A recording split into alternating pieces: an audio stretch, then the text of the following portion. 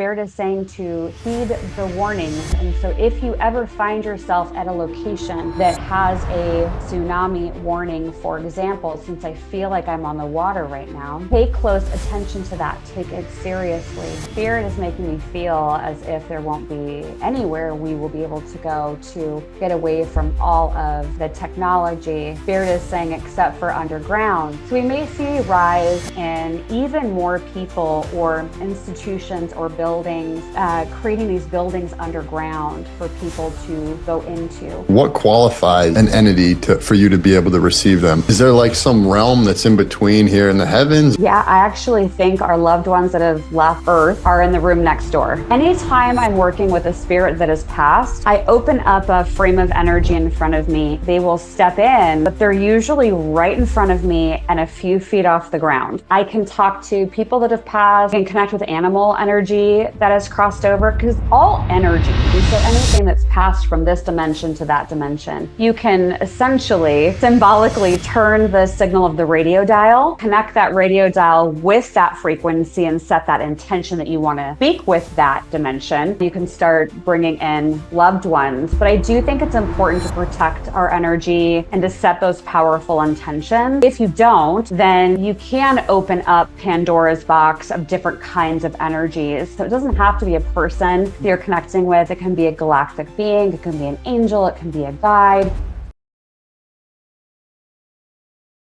Welcome everybody to the Heart Coherence Collaborative, and congratulations on finishing the 30-day Heart Coherence Challenge. As part of our closing ceremony here, it's an honor to have our new friend Dalissa Hocking with us today. Welcome. Thank you so much. This is exciting, and I'm glad we get to have a conversation today. Yeah, I've heard so many good things about you, and I've been really excited for this opportunity because I actually have never interviewed a medium before. Oh, really? I've interviewed a channel, and I think there's a little difference between channeling and a medium, so maybe you could just start there. Yes. I think of it as like a frequency scale. Yeah. So the human condition and whatever emotion we're at is kind of down here. Mm. And then as we tap into our psychic and intuitive gifts, we're higher in the frequency.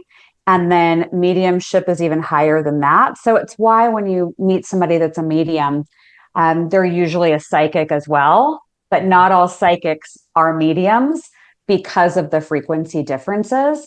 But I think channelers probably could do mediumship because that frequency has to be so high for them to channel, whether it's a guide or an angel or source energy or a galactic being. And so I think it's all just kind of that frequency scale that you can go up and down on. Yeah, beautiful. Well, I'm still down here, but no, I'm just kidding. Sometimes I feel really good, but yeah, I'm curious, how did you become a medium? Like, if you could just share your story from where you are, from back in the day to how you became where you're at now. Oh yeah, this was not planned. A decade ago, I was a dating coach and a matchmaker, and I was planning speed dating events in a bunch of different cities in the United States. And literally minding my own business. And I went on a trip to New York to the Omega Institute. And I'm sure a lot of your audience is familiar with the Omega Institute. Yeah. So I went over there, last minute trip to go to a workshop on synchronicity, how everything happens for a reason. I mean, this story couldn't get any more ironic, right? Yeah. So I go over to this workshop. I'm there for a couple of days. A friend of mine who I used to work with in Las Vegas said, come on over, come stay at my house that just so happened to be next to the Omega Institute. Wow. So I go and stay with him. And the very last night of my trip, he gets an unexpected phone call that his Aunt Barbara had died unexpectedly that day. Mm-hmm. And it was late. So he goes up to bed. I give him my condolences. I don't know his family. I'm connected to this gentleman through work. And so I go to bed like pretty much any other night, except on that night, while I was sleeping, his Aunt Barbara, who had just died hours before, came through in my dream state. I could see her, even though I had never seen her in person before, even a photo, nothing. So I could see her, and she said, I need you to tell my nephew I'm okay. And I made it to the other side. And it actually came through telepathically. So her mouth wasn't moving as she was delivering this message. I just saw her and her hair and what she looked like. And so, of course, the next morning I sit there for a moment as I'm waking up, recalling what had happened, Mm. and walked out to the kitchen. And I said, "All right, Peter, so your Aunt Barbara came to visit last night, and she wants you to know she made it to the other side and she's okay." And he looked at me kind of dumbfounded, and Peter's pretty open to this stuff. And he said, "Oh, what did she look like?" And now in hindsight, I realize this is like my first test, right? And Yeah. so I described her hair and how it fell and her facial features. Said, "Gosh, that's her." And a couple of days later, he was at her service and he snapped a photo of her that was on display at the service, sent it to me in a text message.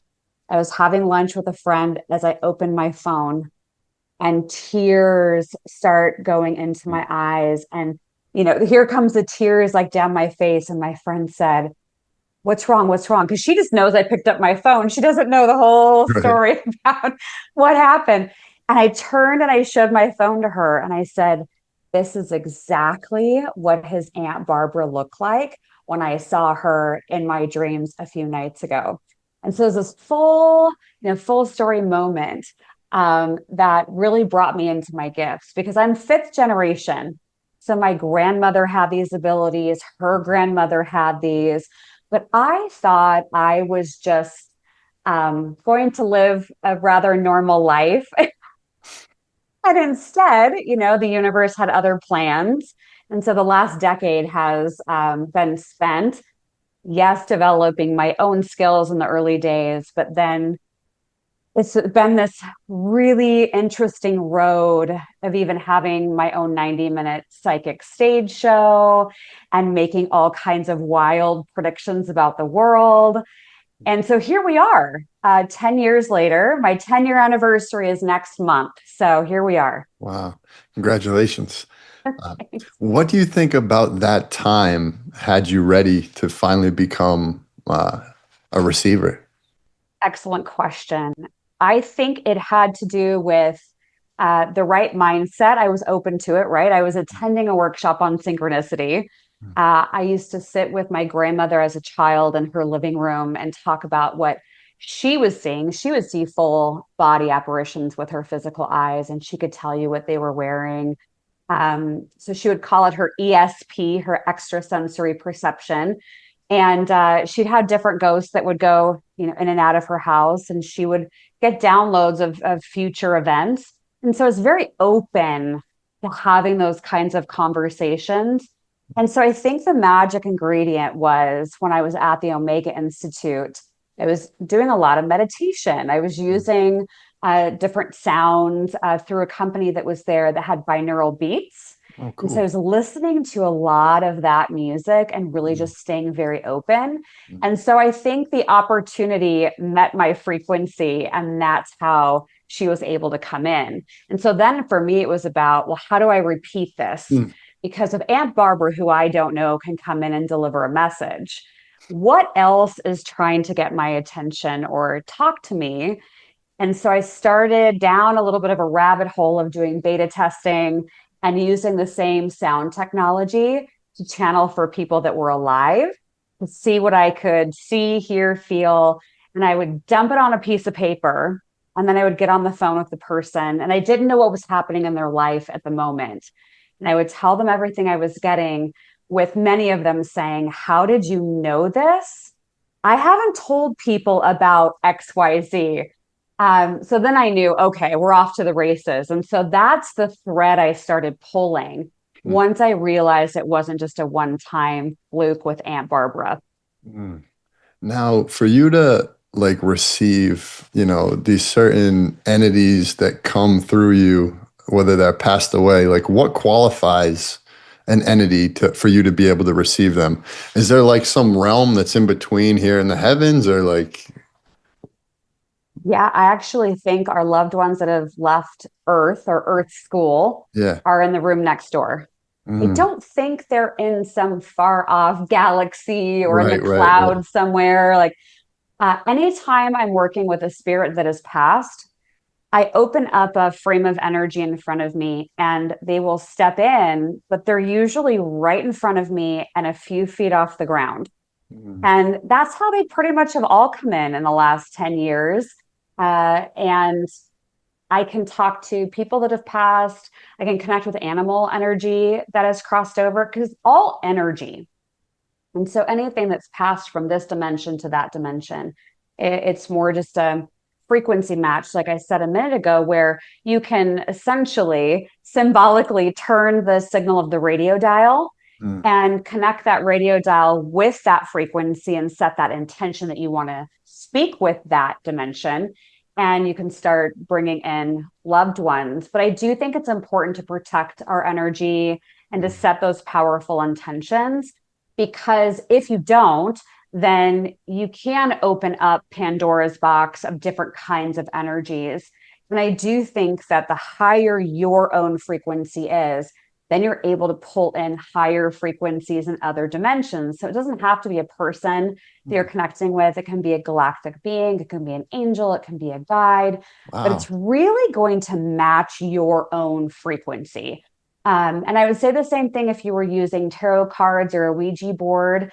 I think the Mm. tools are okay to use, or even like a pendulum, but it's going to match what you're at. And so if you are going through a lot of denser feelings, or perhaps you're feeling a lot of sadness or grief, that Mm. would be a lower frequency.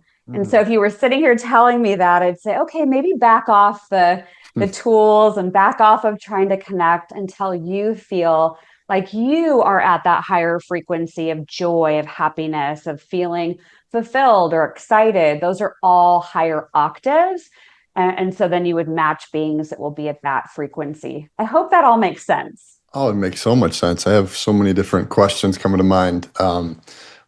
Did you like, was it hard to actually start finding out things about people in your life? You're like, I know everything about you, you know? Like, Oh, yeah. yeah, Yeah, absolutely. And I think this is one of the like hygiene things mm, I would talk about with my psychic development students. yeah, Because when people find out, and people that are open, mm, once they find out you're a psychic or a medium, or heck, you're a tarot card reader, whatever it is, a lot of them start coming to you asking you for questions about their life that they want to sort through and like, please help me. So I advise not reading for your close friends or family members because it can become a runaway train rather quickly. mm, And they then can become more hooked into your energy. So mm, instead of, using their own intuition or giving themselves permission to make a choice, they hook into your energy and they want to hear what you have to say. So it can be very disempowering. And mm, so I would stay away from that and just say, oh, I have a personal rule that I don't read friends or family, because you can see into it and you can see into their lives and you can start picking up on things that are happening to them. But I think the closer the energy is to you, the harder it is to read it. So, for example, people ask me sometimes, like, well, if you're so psychic, why don't you go buy the winning lotto ticket, right? And yeah, it's like, oh, yeah, but I am the energy that is also reading, outwardly into the world, and I'm too close to it, right? mm, It's hard to see the picture when you're the frame. And mm, so I can't really see my own things outside of, big intuitive hits. But I'll feel my way through different situations in my own life. But I have a much better accuracy when I am looking at the world or the United States or somebody in the news mm. or somebody that comes to me for guidance because I am not connected to it. So it's best to do this as a practice, as an art, for people that you don't really know. Yeah. So you're a medium and a psychic. Could you talk a little bit about the difference between those two and how you receive the energy for both differently or the same? Yes. You ask really great questions, Kyle. Thank Thank you. you. It's from my heart. Yeah. So psychic energy is going to be predictive. Mm, So that is generally used to make some kind of prediction. So something about the future generally. Some people will use psychic energy to also make predictions about like a missing person or try to get some guidance if they're looking at a map and trying to figure out where a missing person has gone. So that can still be in that predictive realm. But in mediumship, it's a denser frequency. And mediumship is, I feel like you put your finger in a light socket. And so it can be incredibly draining yeah. and very emotional. So, one of the ways that mediumship will come through me is if I'm speaking, let's say, to parents who lost a child, and that child is coming through, and let's say that child is crying and they're just describing something. It doesn't even have to be sad tears, but they are just they feel incredibly intense with emotion. Mm, That emotion is felt through me and my body. And so, whatever it is that's happening during that connection mediumship, I am running it through my physical body, all of my cells, my organs. mm, So I don't do that many mediumship sessions because of that.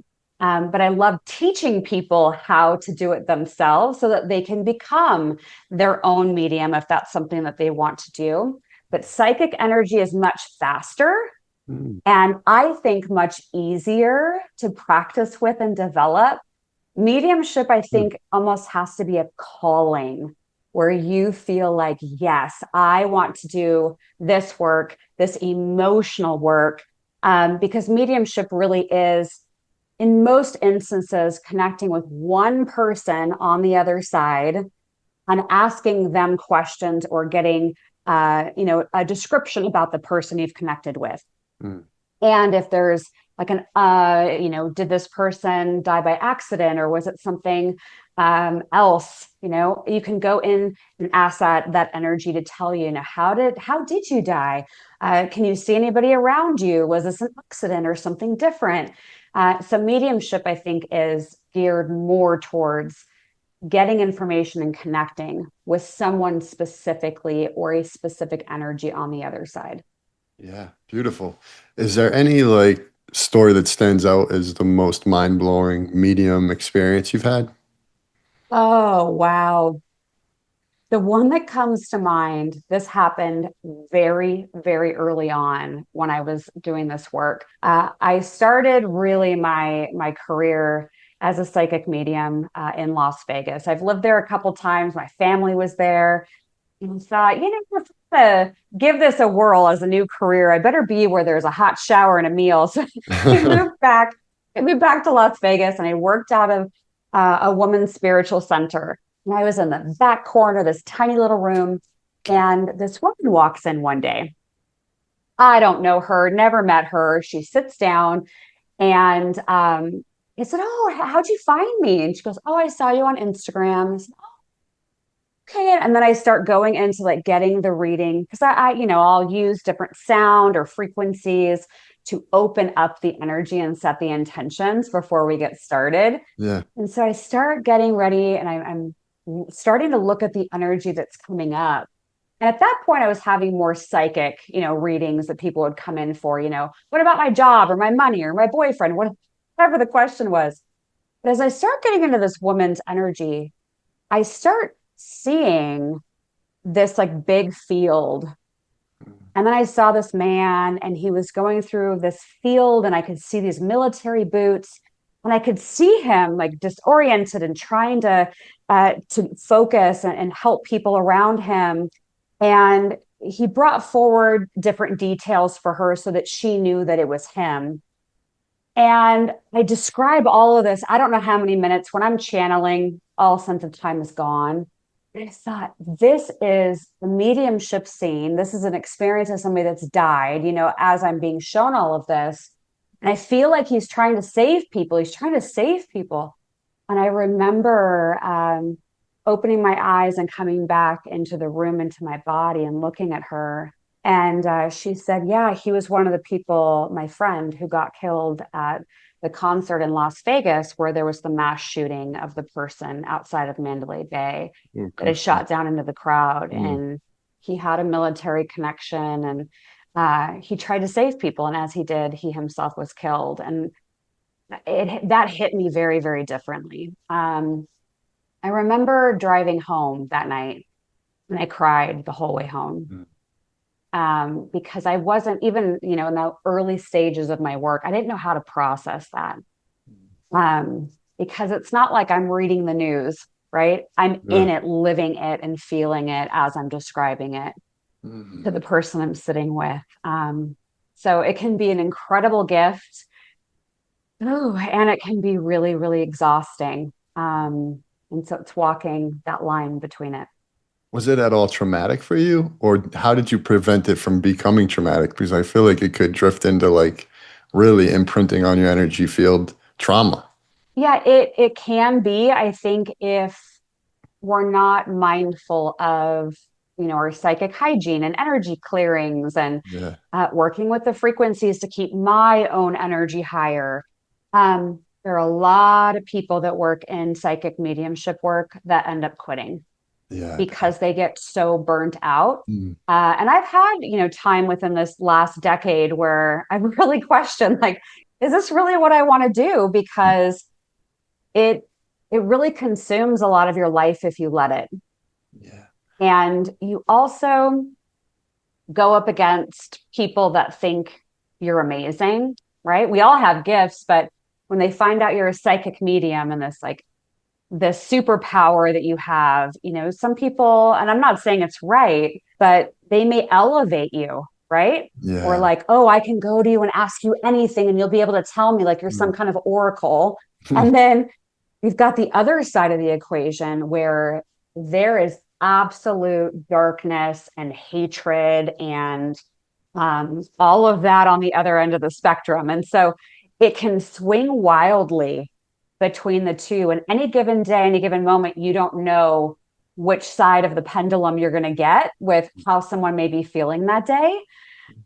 So I think having a lot of boundaries is key, and also knowing how much work you can do and how many sessions or classes you can do, and honor that that's the limit, Yeah. because there will be, I was told this once years ago from someone. She said, if you're really good, there will never be an issue with you ever having clients. If Mm. you're good and you're good at what you do, there will never be a shortage of people looking for, insight or mediumship. And so you really have to take the boundary for yourself, Mm. because there will always be a line of people asking for some kind of answer or message.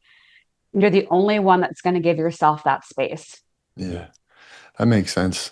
So I would love to transition now into a little bit questions about just the psychic stuff. So what is the most mind-blowing experience you've ever had as a psychic? Oh gosh. I remember I had a spiritual center and crystal store in Las Vegas. And there were a lot of different practitioners and teachers that were working out of that space. And I remember being at the front reception desk. There were a few of us standing around, and I'd get to talking. Now it's like, channeling and bringing in these messages. But in 2019, I kept telling people that were working there in my spiritual center, I'm like, 2020 is going to be a game changer. There's going to be a lot of issues with food. And I kept getting downloads about health. And I was really, really, I still am, but like I had a love affair with essential oils. And I remember getting these downloads and visions of like everyone needs essential oils in their home because they need to be able to help themselves with their health and their healing. Huh? I'm Yeah. seeing like the food supply issues with the health stuff, and then the world's changing. I'm like, this doesn't make any sense. It was like I was getting pieces of these stories. And then, of course, we all know what happens in early 2020. But that one was really interesting. I remember, I believe it was earlier this year, I had a dream, a prophetic dream, where I woke up out of the dream, and you can find it on my Instagram or my Facebook, but I have no makeup on. I'm in my pajamas and I roll out of bed and I say something to the effect of, I'm supposed to tell you this. And it's that there was a helicopter and an airplane and a crash. And it was like 2 days later, I think, that the helicopter airplane crash in DC happened that sadly Uh-huh. killed all of those people. Mm, So that one was strange. And then I remember on New Year's Day where there was the attack in New Orleans. I mm. started getting downloads and visions that there was going to be a second attack, that there was going to be something that happened that day, like piggybacking right on top of it. And then there was the explosion of the Cybertruck in Las Vegas. So there's very strange things that come in for the world and things that are coming that just drop in sometimes when I'm sleeping or, eating a turkey sandwich. That's like, oh, okay. All right. I'll tell people. And so I've kind of made it part of my mission, just keeping tuned into what's happening and trying to help people get through it in a way that doesn't feel fearful. Yeah. Have you had any medium experiences that you were fearful of? Oh, most of them have been really beautiful and lovely, even including mediumship experiences where I've seen Jesus, Mm. which was not expected. Hey, And Mother Jesus. Mary. Yeah, I know. And he usually comes in as a big gold light. Mm. Um, it is a very consuming, unconditional love kind of energy, as one would expect. Yeah. But I remember that there was a young man that had died, and his parents were connecting with him. And he came through with Jesus and wanted his parents to know, I'm here with Jesus. And I could see the light, and it was amazing. So for the most part, they're absolutely incredible, and I think can be very healing. Um, but every once in a while, there will be energies that are not of that highest frequency. I'm very protected as I go into sessions because I make sure I set that up before I do the work. Mm. But I've seen people that have not been great when they were on Earth, and they're trying to come through and apologize. And usually, when they come through and apologize, they show me different things they did while they were alive to paint the picture of why they're apologizing. Yeah. Um, but even more so, I will see if somebody comes in for a psychic reading, and they want to ask questions about their own life. Sometimes, especially if I'm doing it in person and they're sitting in front of me, and I'll start feeling like there's something on the base of their neck and their Mm. back. Yeah. And so every once in a while, there'll be an entity that will be in their body, like actually hosting on their body. And just as an observation from the past 10 years, a lot of the people that have an entity that I've come across usually have some kind of addiction associated with it. And that's not me diagnosing an addiction, but they've just shared, like, oh, I've had a gambling problem, Yeah. Yeah. Yeah. or drug use or alcohol or whatever this addiction energy in. I've just correlated it in my own mind of, oh, interesting. They mentioned they have this, and then I'm seeing this entity. So I do think there could be some correlation there. Are there any entities on me right now? Uh, No. okay, good. I'm in the clear. Just wanted to check. I'm curious. You said that you channel different beings, or spiritual entities. Are there any that come through you more, or could you just talk a little bit about that process a little more? I think the most that I'll connect with would be what I just call source energy. I refer to it as my spirit team, Yeah. because sometimes source energy can interchange with a guide or an angel or a galactic being. Yeah. Galactic beings have been showing up more and more, I would say, the last 6 years, Yeah. where they've been stepping in and wanting to connect, or bring in some kind of light code or light language Nice. during a session. Nice. So you speak Um, light language too?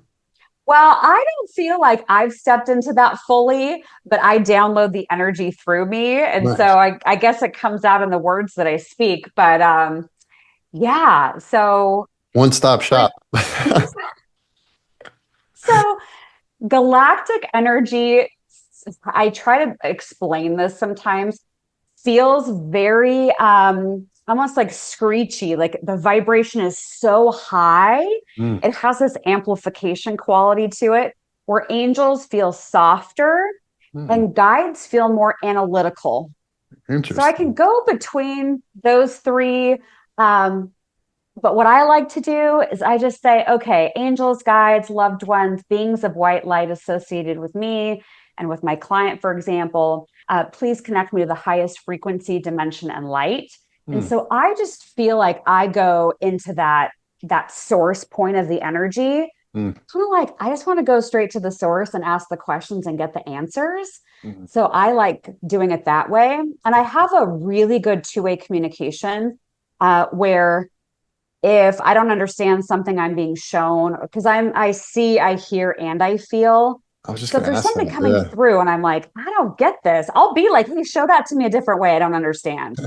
Um, or if I'm trying to help somebody sort through like an option A or an option B of something that they're at a choice point in their life for, I'll ask spirit, I'll have my eyes closed. And I'm like, okay, show me a split screen. Show me option A over here on the left hand side. Show me option B over here on the right hand side. Yeah. Show me which one is of the highest and best interest for this person. And they'll circle it, or I'll feel like a lift in the energy. So it's very much a conversation. Yeah. Yeah. Phew, so many questions. Um, do you have there been any messages that have come through psychically that you currently are worried about or just feel compelled to share with us? Oh, mercy. Oh, Hmm. how much time do we have, Kyle? I'm in no rush, so feel free to just let it flow. Oh, one thing's fascinating.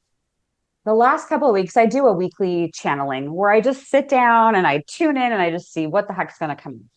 Hmm. And the last few weeks, the message has shifted a bit. And because before that, every week I would sit down and I would look at all of the headlines and all of the drama, and I would look behind the headlines and see what was actually going on there. Yep. But the last couple of weeks, Spirit has been very clear that we should consider, because we have our own free will, being in a higher frequency, which would mean not getting pulled down so much by the drama filled headlines. Okay. And they've also talked about how there are still a lot of people that haven't awakened. And that's no judgment, it's just where they're Hmm. at on their journey. And then you have more and more people that are awakening. And you've got these like two different groups of energies. Hmm. And Spirit has made it feel that these two different groups are separating more and more. And I Hmm. remember several years ago, they kept saying over and over again, are you a prisoner or are you a pioneer? Hmm. Are you a prisoner or are you a pioneer? And that has actually been resurfacing in their messaging that what frequency are you in? And Hmm. there are a lot of people and energies on Earth School, this advanced classroom that we're in, that do lean into an energy of being a victim.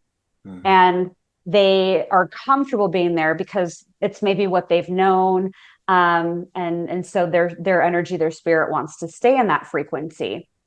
But I think what universal energy is asking us to do, that higher frequency, is like, let's get out of the victimhood. Hmm. Let's step away from poor me or they're horrible or they did this to me. It's like, take radical acceptance for who you are, and you'll start moving into a higher octave of the frequency away from the one that's that victim mentality, which is that lower frequency. So that's been a part of these last couple of weeks, more and more conversation and channeling about what are you at energetically. Yeah. Do you feel empowered or are you giving your power away to anyone or anywhere? If so, can you claim that power back for yourself? Hmm. They've also made it clear that the more self reliant we are, the better we will get through these next several years. They Interesting. have referred to it as the dismantling. And I think of it as a combination of like the Tower card in tarot, if you're familiar with it, or the Death card, Mm, where I feel where we're at right now is the Tower. So on that card, it's depicted where it's a tower illustrated, and the tower is on fire, and people are jumping out of the tower. I'm not saying go and do that, but that's just the energy of it. The upside, the upswing to the Tower card is what comes after the tower burns to the ground. Then you have your phoenix rising. mm, What are you going to build out of the ashes? mm. So Spirit just made it clear that we are in this dismantling process of the tower, and that we will be rebuilding a lot of our structures. So this is going to be everything from money and digital currency, to real estate, to healthcare, to education. This is what we're in. And sometimes it's hard to see all of it when you're in it. But I think in hindsight, when we get later into our lives, we'll be able to look back and realize what a pivotal time we're in right now and everything that happened.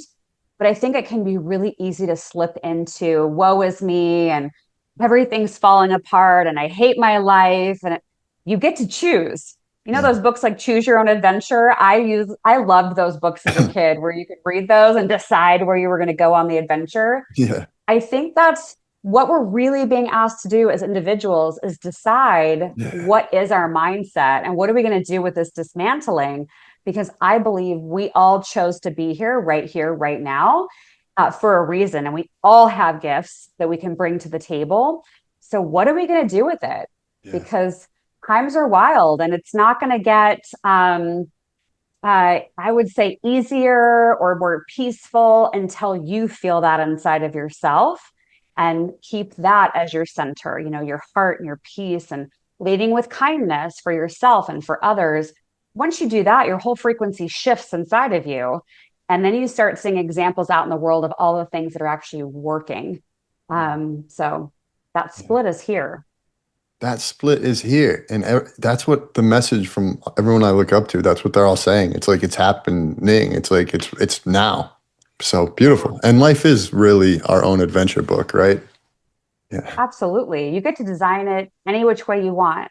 If Yeah. you wake up in the morning and you think, gosh, today is really going to be hard, then I can almost guarantee you that you will attract things in that day that will be hard. Yeah. But if you wake up and you say something like, you know what, miracles happen every day and today's the day, and you just keep going, Yeah. then it really does affect what comes into your life and what you're manifesting. I like to sing the song "Oh Happy Day" every morning. I don't know if you know that song. "Oh Happy Day." My friend and I, we sing it together every morning.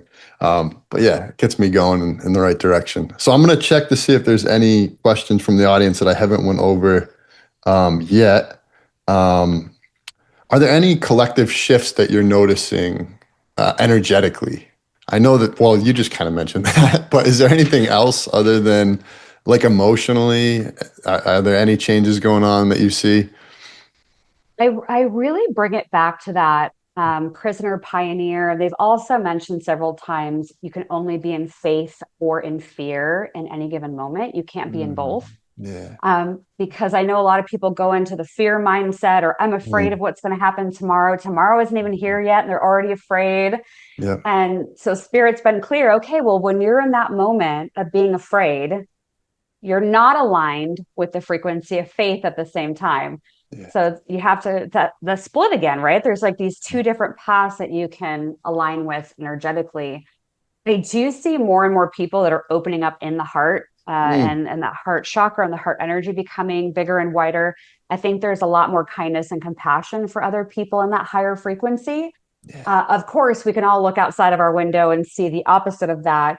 But I think, as you mentioned, Kyle, it's that split that a lot of folks have been talking about. Yeah. And so I am no different, where I do get those downloads and see that.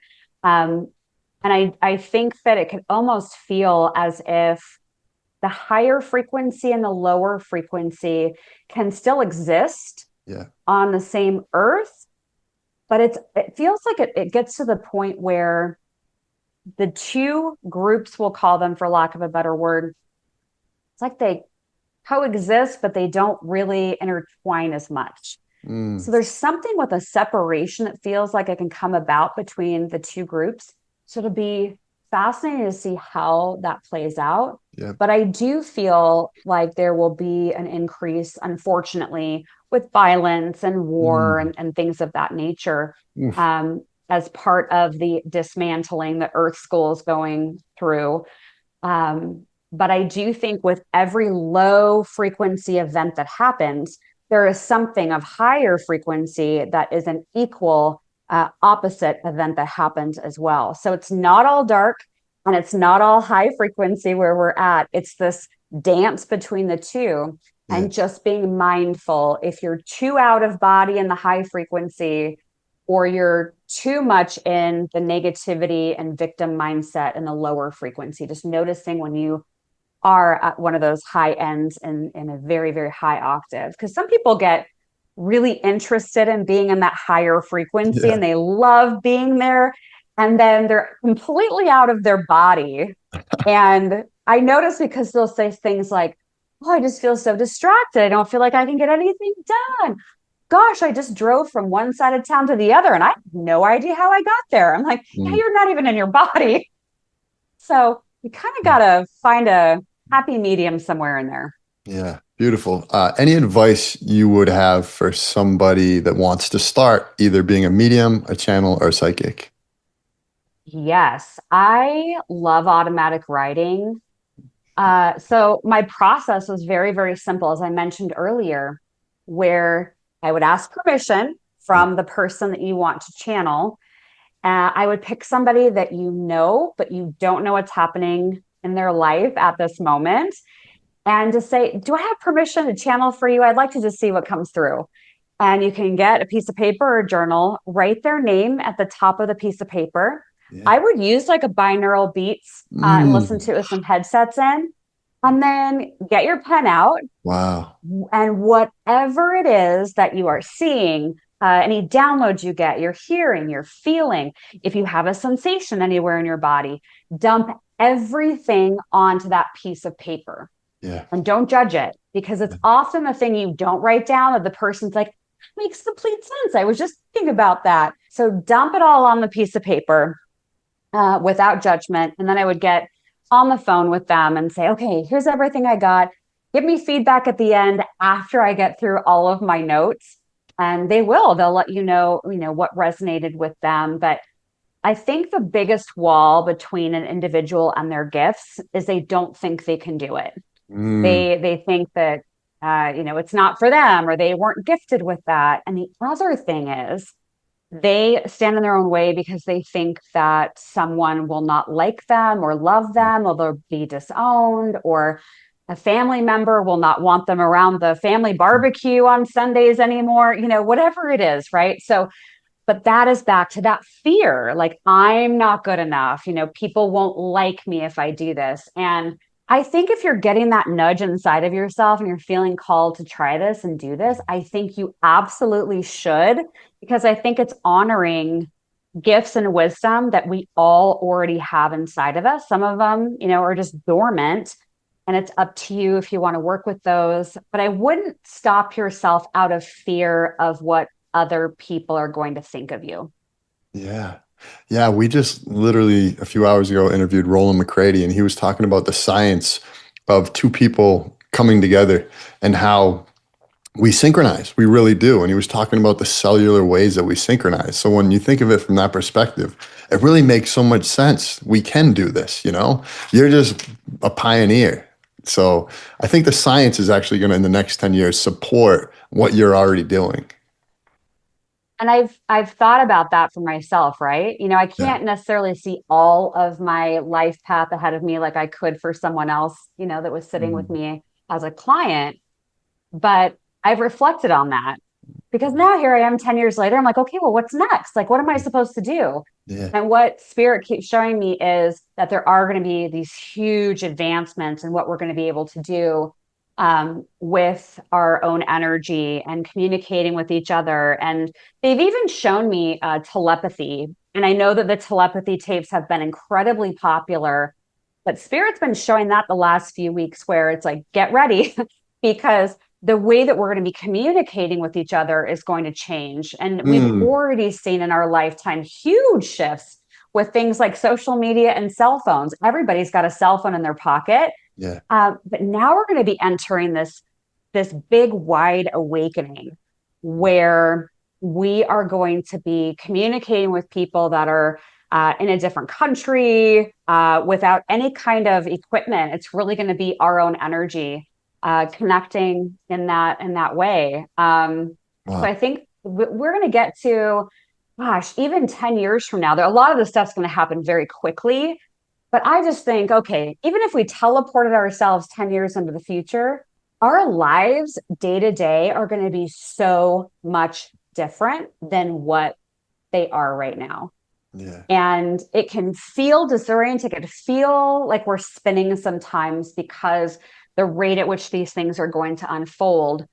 But I think it's also partly why our soul wanted to be here to witness it. Yeah. And one thing I'll share, I have this 90-minute stage show, and at the end of the show, I sit on stage and I just channel, Nice. similar to what I do each week. And I said, okay, well, what do we need to know? And here's this audience in front of me, and I go. It was reminded by a friend in the audience afterwards what the heck had come through, and it was about artificial intelligence Mm, and how Spirit had said, we've been here before. We've had this technology before, mm, but we didn't use it in the highest and best interest, apparently. And it was the demise of the civilization that had it. mm, And so Spirit said, we are headed back into a future that has artificial intelligence and, in essence, gets us back to where we've actually already been. mm. But what are we going to do with it this time? So the feeling my friend conveyed was that it was a very serious tone, where we're going to have to be at this choice point with artificial intelligence and deciding as a collective, what are we going to do with it, and is it in the highest and best interest for humankind? So Mm. that's going to be a big choice point. It sure is. Yeah. There's definitely so many advances in that realm, like every week that just blow my mind. But yeah, I feel like I could talk to you forever. I would love to also see if there's anything that do you want to see if something wants to flow through you, or do you want me to just keep asking you questions? I mean, they're really great questions. So if you have any more that you want to throw at me, or I can just close my eyes and see what the heck comes in. Yeah, sure. If you want to see what comes in, that would be really cool. And we Okay. can, awesome. All right, let's do it. Give me just a couple moments here to, even though I've been channeling like the whole time. Yeah, It's why I look off a lot when Mm, I'm talking, because I'm being shown different images and symbolism and things like that. So let's see if there's something I haven't said yet. So Spirit,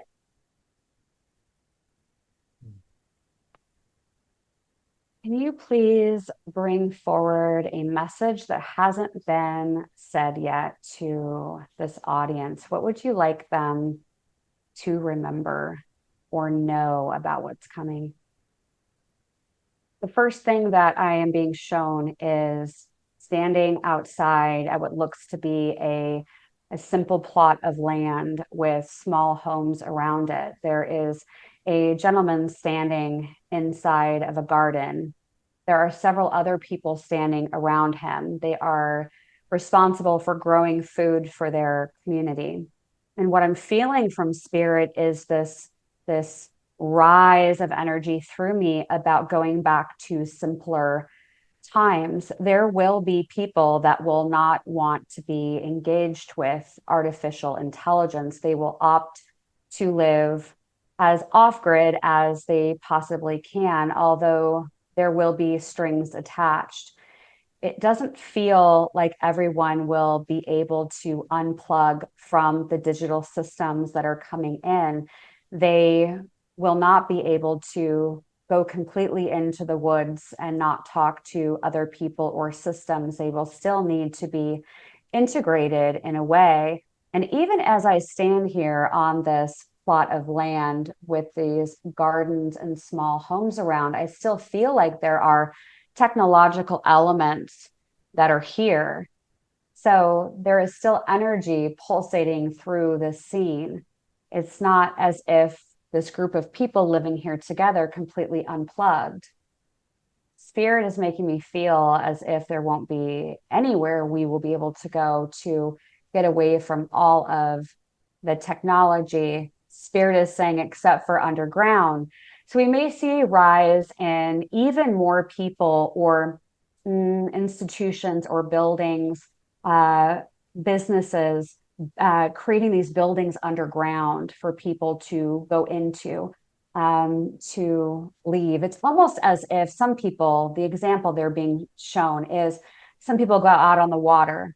They go out on the water in the boat and they feel peaceful. They feel like it's quiet out there on the water. Well, it feels as if even the water would be under surveillance of some kind of digital fingerprint, energetic fingerprint. But underground has more of an energy of people seeking refuge under the ground. So we won't be surprised when more and more people or organizations or businesses talk about building things under the ground. I actually feel my physical body is disoriented now. Spirit's taking me into this feeling of a big wave as if I am on the water. Spirit, can you please show us what would you like us to know about the water?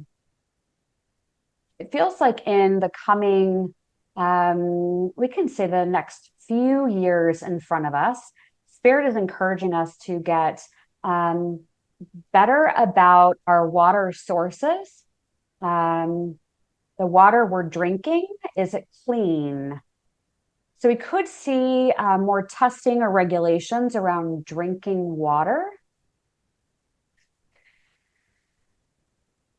And I don't think this will come as a shock to anyone hearing this, but we will have bigger natural disasters, bigger than we've seen in our lifetime.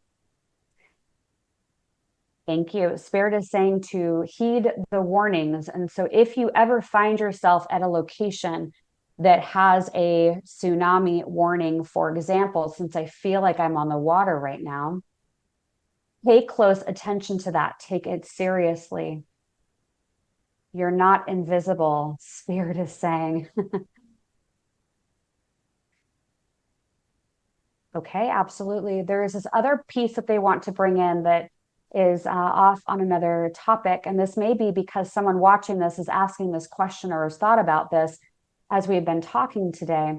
But Spirit wants us to remember that prayers, intentions, positive words do matter.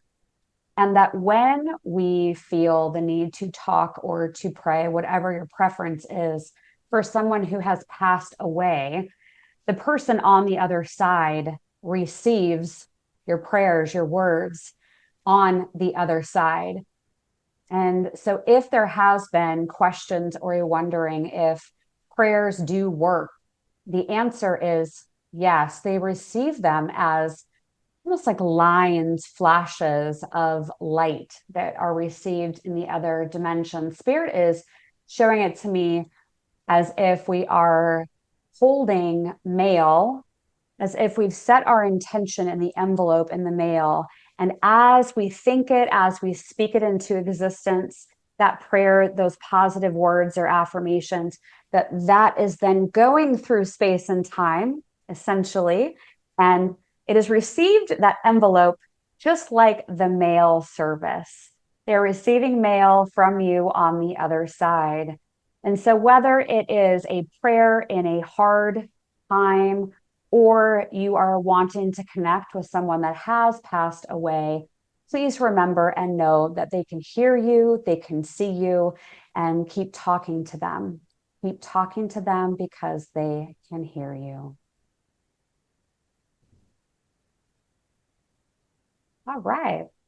I think that was me that asked that question that you picked up on. That's really cool. Yeah. Yeah. I was actually sitting in a meeting this morning, like this community meeting I go to, and all of a sudden I remembered this poem that my grandfather had on his mantle.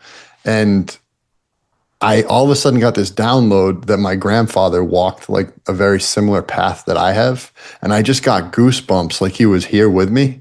And I just prayed and I was just like, Grandpa, I love you, man. And I just knew he was with me. It was kind of wild. And I didn't think about that all day until right now. So very cool. Yeah, because I felt like they were taking me on more of like what's coming and what we can expect. And then I was like, oh, now we're going to talk about being received. Okay, there's obviously a reason for this.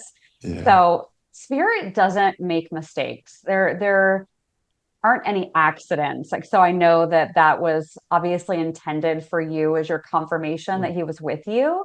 Mm, I think if anything gets misconstrued during like a client session, for example, it's because the interpretation isn't correct. mm, So spirit will show us like a Pictionary game, these different symbols or images or little mini movies, and it's up to the interpreter in the middle to yeah. get the interpretation right. Mm. And so the better the interpreter someone is, usually the better their messages are that come forward. Oh my gosh. Yeah, I feel like I could ask you questions forever, and that we'll have to do this again sometime. Are there any other messages you have for our group, just moving forward, just to help them get in touch with whatever they need to get in touch with? I think one of the best things you can do is journal. Mm, Uh, I would say meditation as well, but I get a lot of pushback from people on meditation. Oh, I don't have mm, time to do that. Where am I going to find? It's like, okay, all right. Well, how about journaling then? So, I've got different crystals around. So I'll hold a crystal and I'll get out pen and paper. And for me, I can just dump it out on the piece of paper because I'm used to it. yeah. But there's a practice in a book called The Artist's Way called Morning Pages. And morning pages, they say, get 3 blank pieces of paper. And every single morning, you write until all 3 blank pages are filled. There's no journaling prompt, there's nothing. It's you and whatever is stirring up inside of you. But I Beautiful. have found meditation and journaling are two of the best ways to get your energy feeling more centered and calm. And it's from that frequency where I feel like you have the most synchronicities and where your intuition really is your superpower. So I think stillness is actually where the relief and the answers come from. Yeah. Yeah, I was just thinking about how they said that we're going to be living underground. That was fascinating, and it made Oh sense. yeah. Yeah, the technology, that was wild. Lastly, before we go, how can our audience support you? I would definitely love to have you back on sometime for one, but how else can everyone listening follow you, getting like what offerings you have available for anybody listening? I would love to come back on and have a whole other conversation. There'll be all kinds of new stuff coming out when we Yeah, sit down and do this again. So, absolutely, I would love to. thank you. Yeah, everything is over on my website, spiritandspark.com, all spelled out, spiritandspark.com. I'm on Instagram, I'm on Facebook, I'm on YouTube, a lot of good content on there. And every once in a while, you see me in my pajamas just talking about a dream I had last night. Nice, nice. But I welcome everybody, and I love teaching psychic development, and all the classes and everything are over on the website, and so you can check me out there. Beautiful, beautiful. Well, thank you so much. This has been an honor, and I loved this conversation. It was very fun to talk to you. And anybody listening who just finished our 10-day heart coherence challenge, I love you so much. It meant the world to me to have you with us. So thank you. And I look forward to sending you more heart coherence meditations to do and just helping you continue this practice with your heart. So thank you so much, Dallisa. This has been awesome. Thanks, Kyle. Great to be here. All right. Bye, everybody. We love you all.